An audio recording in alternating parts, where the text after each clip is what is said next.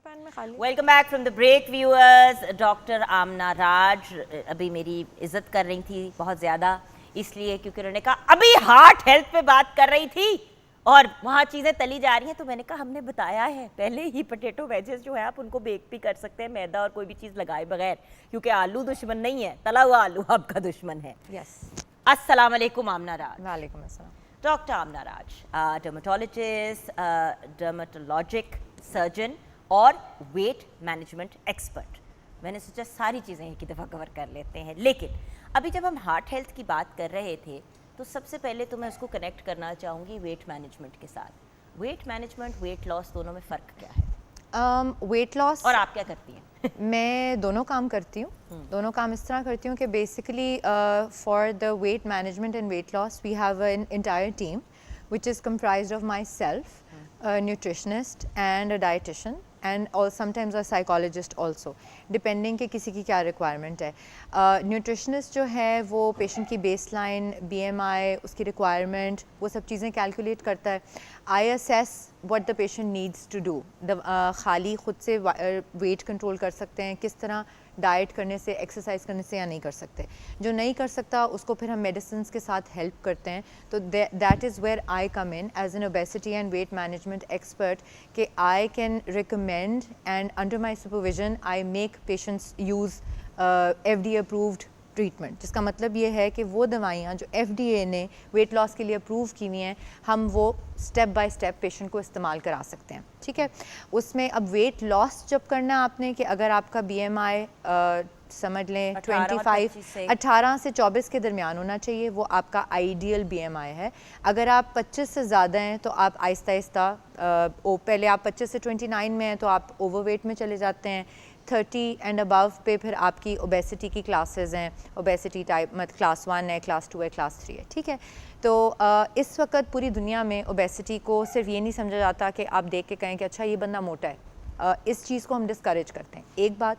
दूसरी बात ये कि इसको एक डिज़ीज़ के तौर पे पूरी दुनिया में अब ये रिकमेंड किया जाता है कि इसको एक डिज़ीज़ के तौर पे ट्रीट करें, बिल्कुल उसी तरह जैसे आप डायबिटीज़ ट्रीट करते हैं, जिस तरह आप ब्लड प्रेशर ट्रीट करते हैं, जिस तरह आप हार्ट डिज़ीज़ को यानी दिल के अमराज को ट्रीट करते हैं, तो आप ओबेसिटी यानी मोटापे को भी उसी तरह ट्रीट करें। ये सिर्फ समटाइम्स पेशेंट का कसूर नहीं होता कि वो मोटा है या उसका मेटाबॉलिज्म बहुत स्लो है, तो उसकी सारी चीज़ों की असेसमेंट्स होना जो है वो ज़रूरी है and they do need help. उनको सिर्फ समटाइम्स डाइट कंट्रोल और एक्सरसाइज करने से उनका काम नहीं चल रहा होता, वहाँ पे हमारी दवाइयाँ जो हैं वो हमें हेल्प करती हैं। एग्जैक्टली जैसे कि ब्रेक से पहले भी वो आपके साथ शेयर कर रही थी कि बड़ी देर से ना मैं एक जगह पे आके ना अपने वेट में स्टक हो गई थी, तो फिर मैं आमना राज के पास गई एट कॉस्मेटिक और मैंने इनसे पूछा कि मुझे ये बताइए कि मैं क्या कर सकती हूँ, क्योंकि सबको ही पता है कि डॉक्टर आमना राज के पास कोई भी स्किन का कोई भी उस टाइप का एजिंग से रिलेटेड इशू कोई भी चीज़ हो तो मैं डॉक्टर साहिबा के पास जाती हूँ, डॉक्टर अजीम जहांगीर के पास जाती हूँ जो इनके साथ भी हैं और इनके पार्टनर भी हैं। और उसके अलावा और अजीम भाई के साथ तो घर वाला ताल्लुक़ है, कुछ मेरे सारे बच्चे, मेरे हस्बैंड, मेरी सारी फैमिली वहीं पे जाती है।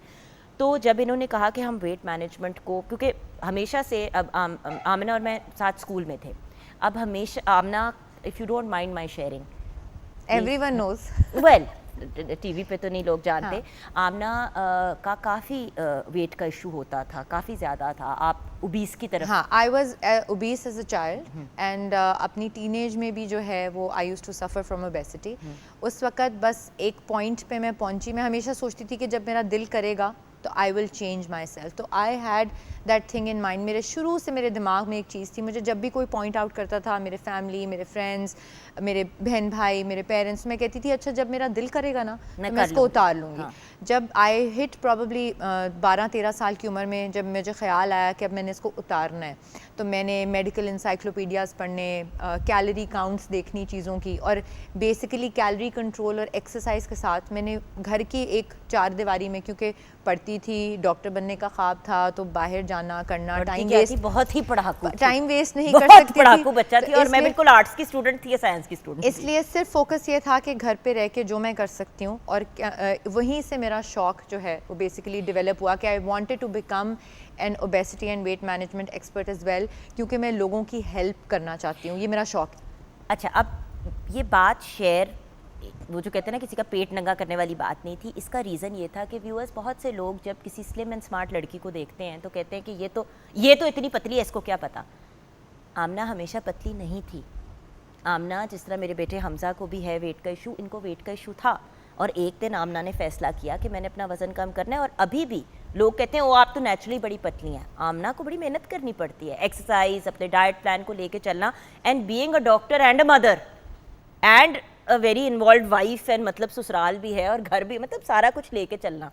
सो द पॉइंट इज, अगर आप कर सकती हैं तो आमना मैं भी कर सकती हूँ, सब कर सकते हैं, एक्चुअली सब कर सकते हैं। इसमें सिर्फ आपके दिल और दिमाग का एक पॉइंट पे होना कि ये काम हमने करना है। जिस दिन आप डिसाइड कर लेंगे कि हमने करना है, आप कर सकेंगे। और जहाँ आप खुद से नहीं कर सकते, बहुत सारी चीज़ें ऐसी अवेलेबल हैं जो आपकी हेल्प कर सकती हैं। मैं कब इंसान बनी और कब मैंने, मतलब जब से शो शुरू किया, आई लॉस्ट अबाउट 3 किलोज, और थैंक्स टू आमना। और मुझे आज भी याद है जब मैं शुरू में एक दफ़ा इसको कहा ना, ओके यार मैं बड़ी बिजी होती हूँ, कहती है मेरे से ज़्यादा तू बिजी नहीं है, क्योंकि लिटरली एक पेशेंट से फ्री होकर दूसरे मतलब खाना खाने का भी वक्त नहीं मिलता था। और ऑन द गो जब बंदा खा रहा होता है ना व्यूअर, सबसे ज़्यादा अनहेल्दी बंदा तब खाता है। तब भी लड़की अपना सलाद खा रही होती थी, और ये नहीं है कि आप खाते नहीं हो, नहीं मैं खाती हूँ, बट ओनली हेल्दी स्टफ, तमीज़ की चीज़, हेल्दी खाना खाती हूँ।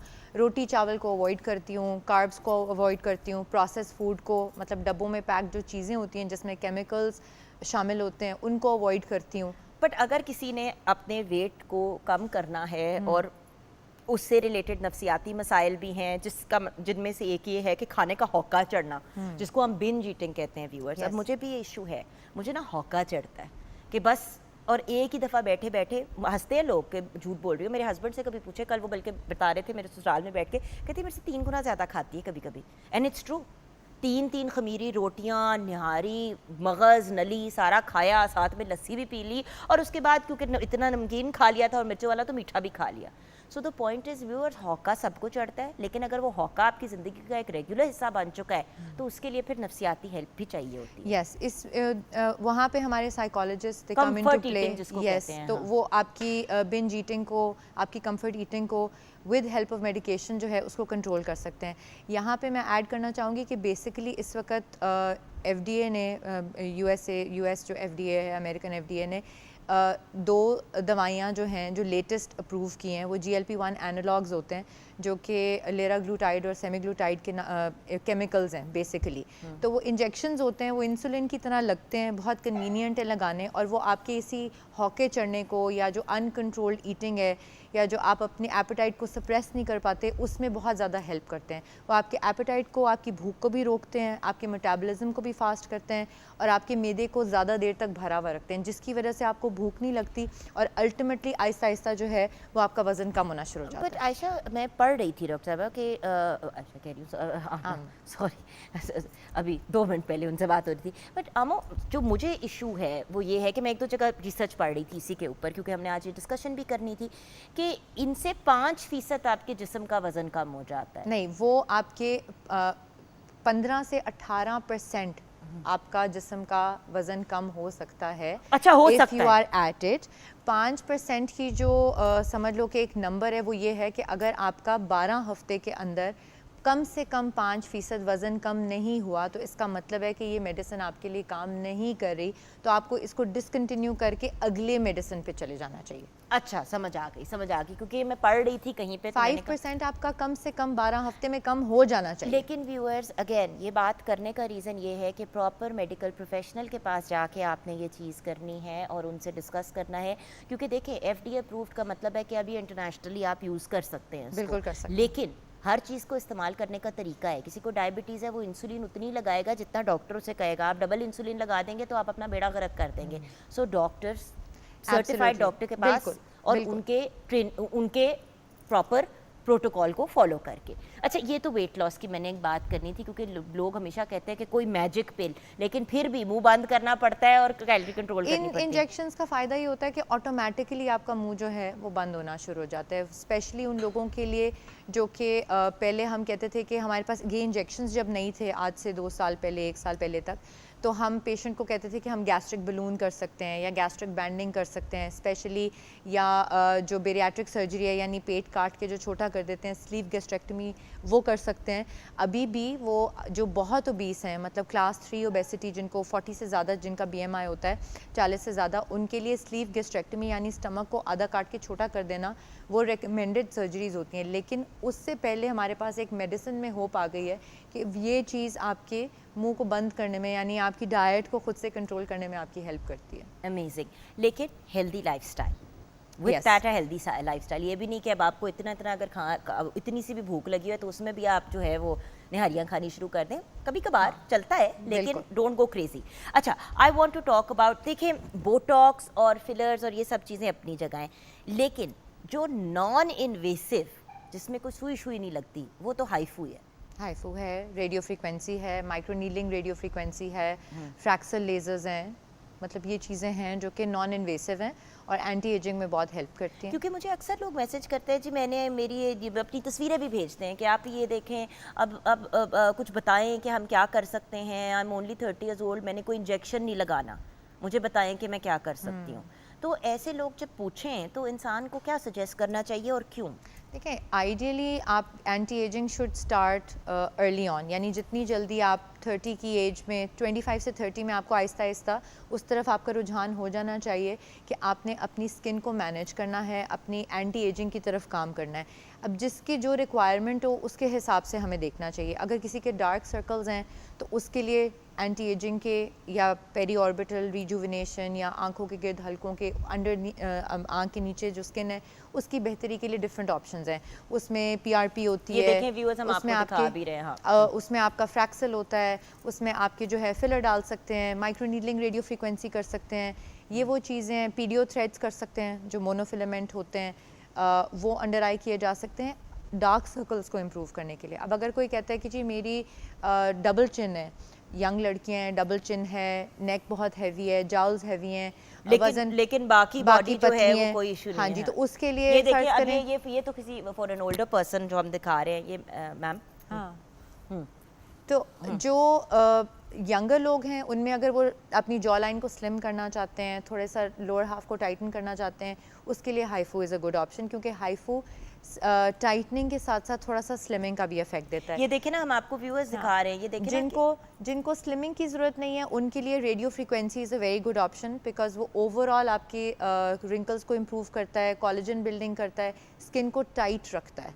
ठीक है, सो हाइफू एक अच्छा ऑप्शन है। और ये आप कहाँ कहाँ कर सकते हैं? हाइफू बेसिकली फेस और जिस्म के बहुत सारे हिस्सों पे किया जा सकता है। आपके लूज आर्म्स हैं किसी के, उस पे किया जा सकता है, किसी की स्टमक की स्किन, पेट की जिल्द लूज है, चेस्ट की टाइटनिंग भी की जा सकती है। तो बेसिकली ये आपका काम नहीं, यानी पेशेंट का काम नहीं है कि डॉक्टर को जाके बताएं कि मुझे इस मसले के लिए ये कर दें।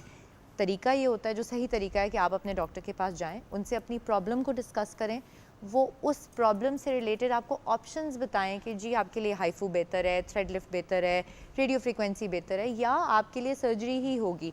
वो आपकी कंडीशन पे डिपेंड करेगा, उसके मुताबिक डॉक्टर आपको एडवाइस करेगा और फिर आप रिकमेंडेशन। मुझे याद है मैं इनके पास गई पिछले दिनों, मैंने कहा मैंने ना बोटॉक्स कराना है, तो मेरी शक्ल देख रही है, कहती है क्यों?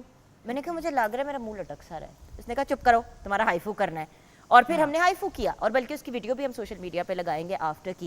एक्चुअली क्योंकि मुझे लग रहा था जैसे अजीब ना, कुछ मैं सोई सोई सी लग रही हूँ, अगर आपको समझ आए, जिस तरह सोने के बाद उठते हैं तो अजीब बंदा वियर्ड पफी सा लग रहा होता है, ये वो। तो फिर जाके मैं आमना के पास गई, आमना ने कहा जुगन मुझे मत आके बताओ कि मैंने तुम्हारा क्या करना है, देखिए हम तो दोस्त हैं, उन्होंने मुझे ब्लंटली कह दिया। बट मैं आपको एक बात बड़ी क्लियरली बता दूं व्यूअर्स, डॉक्टर बड़ा अरसा पढ़ लिख के काम करके स्टेज पे पहुंचता है, यकीनन वो मेरी बचपन की दोस्त है, लेकिन I can't tell her what to do for me मुझे। एंड अगर आपने मुस्तनद डॉक्टर के पास जाना है तो वो फिर आपको वही बताएगा, शी सेड तुम्हारा हाइफू कर देते हैं, let's see if you are not satisfied with that, फिर देखेंगे। ज़रूरी है कि कुछ इन्वेसिव करें, और अच्छा डॉक्टर हमेशा आपको यही कहेगा कि ज़रूरी नहीं है कि ये करें, ये करके हमें अगर अच्छा रिजल्ट मिल जाता है तो हम इतने महंगे दूसरे ऑप्शंस की तरफ क्यों जाएं। छोटी सी ब्रेक के बाद वापस आएंगे और डिस्कस करेंगे फिर बोटॉक्स और फिलर्स और थ्रेड लिफ्ट, ये तीन चीज़ें क्या हैं। Welcome back from the break viewers. अभी मैं डॉक्टर आमना राज को यही कह रही थी कि पहले जब किचन में चीज़ तैयार होती थी तो प्रेजेंटेशन से पहले ही ना जुगन काजिम अपनी प्लेट और चम्मच लेके पहुंची होती थी, और हमारी शेफ गवाह है। मैं आई हूँ खाने के लिए, Yes. आई हूँ खाने के लिए, अब आज नहीं, not at all, Not at all, so no the way. Point is viewers, वही वाली बात है कि थोड़ा सा अपने आप को कंट्रोल करना एंड प्रॉपर हेल्प के साथ विद जिस तरह हम न्यूट्रिशनिस्ट के पास जाते हैं, अगर एक वेट लॉस मैनेजमेंट एक्सपर्ट के पास आप जाएं तो फिर आपको सारी चीज़ें जो हैं इन प्लेस हो जाती हैं। और आज जब मैं आई काम तो सबने कहा ओ वज़न कम हुआ हुआ है, मैंने कहा थैंक यू, कभी गुरूर नहीं किया। खुली शर्ट पहनी है, वो एक और कहानी है। अच्छा, सो खाना तैयार? बिल्कुल। स्टीम चिकन भी रेडी और पोटैटो वेजेस भी रेडी हैं। ऑसम, थैंक यू मेरी जान। You're okay welcome. आमो, जल्दी से ये बता दें, Botox, fillers and thread lift, okay क्योंकि ये तीनों चीज़ों का वायरल हुआ है सोशल मीडिया पे। ठीक है। बोटॉक्स ऐसे इंजेक्शंस होते हैं जो बेसिकली आपके मूवमेंट वाले मसल्स होते हैं। जैसे माथे पे आपकी ये लाइनें बनती हैं, जब आप घूरते हैं तो ये लाइनें बनती हैं, जब आप हंसते हैं तो ये वाले आपके क्रोस फीट जो बनते हैं, मेनली इनके लिए जो है वो बहुत बहुत ज़्यादा इफ़ेक्टिव है। और सबसे अपर हाफ ऑफ फेस के लिए सबसे ज़्यादा इफ़ेक्टिव और पॉपुलर ट्रीटमेंट ही बोटॉक्स है। बोटॉक्स करता क्या है, छोटे छोटे से इंजेक्शंस होते हैं जो इन मसल्स की मूवमेंट को अगले 3 से 6 महीने के लिए रोक देंगे। जब मसल मूव नहीं करेगा तो आपके रिंकल्स नहीं बनेंगे। ज़्यादातर लोगों को इस बात से डर होता है कि हम बोटॉक्स कराएंगे तो वो हमारी आईब्रोज अजीब सी चढ़ जाएंगी और वो स्पॉक लुक सी आएगी। तो बेसिकली हम आजकल बेबी बोटॉक्स या सॉफ्ट बोटॉक्स करते हैं, जिससे बहुत नेचुरल लुकिंग आपकी आईब्रोज रहती हैं, प्लस हम 100% मूवमेंट को भी नहीं रोकते, जिससे आपको आपका हमसे फेस मुराद आप लोग एट कॉस्मेटिक, दूसरे तो पता नहीं क्या क्या करते हैं। मैं अपनी ऑफ कोर्स अपनी और अपनी टीम की बात कर सकती हूँ, अपने इंस्टीट्यूट की, कि जिस तरीके से हम करते हैं वो हम वी ट्राई कि पेशेंट को मैक्सिमम नेचुरल लुक दें, हल्की सी उनकी मूवमेंट भी रहे और जो है उनको कोई आईब्रो के इश्यूज भी ना आए। अच्छा, फिलर कौन कराए? फिलर वो कराएं जिनकी डीप लाइंस हों या डिप्रेशंस हों। अब कहाँ कहाँ फिलर होता है, फिलर किया अंडर आई भी जा सकता है, या आपके नेज़ोलेबियल फोल्ड्स होते हैं यहाँ पे भी किया जा सकता है। मैलर डिप्रेशंस या जो आपकी गालें अंदर को धंसी हुई होती हैं उसके लिए किया जा सकता है। आपके लिप्स की थोड़ी सी यूथफुल लुक को रिजुविनेट करने के लिए, या लिप्स पे आपके रिंकल्स आ गए उसके लिए किया जा सकता है। जिनके होंठ बहुत पतले हैं उनको थोड़ा सा इन्हांस करने के लिए फिलर्स किए जा सकते हैं। मैंने तो ऐसा डिफरेंस देखा है व्यूअर्स लोगों के अंदर जिनका अपर लिप है ही नहीं, और आहिस्ता आहिस्ता आहिस्ता उस फिलर को बिल्ड करके होंठ ही बाहर निकल आए। तो वो होंठ बाहर निकाल लेते हैं। एज के साथ साथ आपके कॉर्नर्स अंदर चले जाते हैं, ठीक है। और वो ये नहीं कि 50-60 की बात है, आपके 30s के बाद आहिस्ता आहिस्ता जब आपके कॉर्नर्स इनवर्ट जाते हैं तो ये आपका कॉर्नर ड्रूप करने लग जाता है, थोड़ा सा सैड सी लुक या सीरियस सी लुक आना शुरू हो जाती है। तो ये कॉर्नर्स बड़े अच्छे लिफ्ट हो सकते हैं, ये लाइन स्ट्रीट हो सकती हैं, लिप के एजेस को हम बाहर निकाल सकते हैं, चिन कर सकते हैं, जॉ को रिस्टोर कर सकते हैं। जिनकी जॉ लाइन शार्प नहीं है उनकी जॉ लाइन शार्पन हो सकती है। अच्छा, and finally Amo, what about thread lift?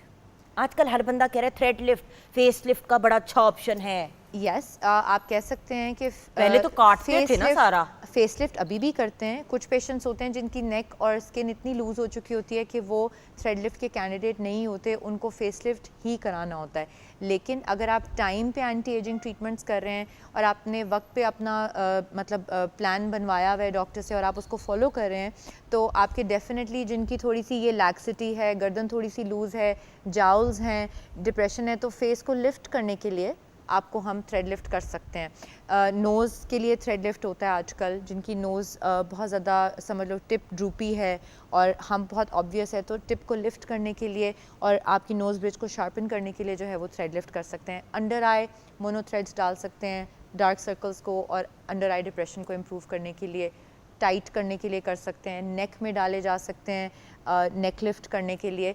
तो सर्जरी का 100% रिप्लेसमेंट तो नहीं है, लेकिन yes it's definitely a very good option surgery से पहले ट्राई करना, और मज़ीद आपके 2-4-5 साल जो हैं वो अच्छे निकल जाते हैं।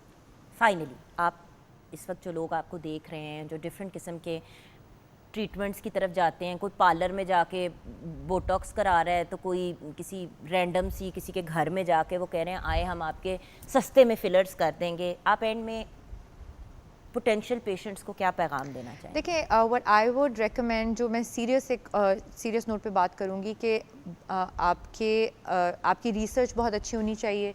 आपको अपने डॉक्टर को, अपने डर्मेटोलॉजिस्ट को, अपने कॉस्मेटिक डर्मेटोलॉजिस्ट को, अपने सर्जन को बहुत अच्छी तरह रिसर्च करना चाहिए, उनसे मिल के बैठ के डिस्कस करके कि वो आपको एक प्लान दें, ठीक है।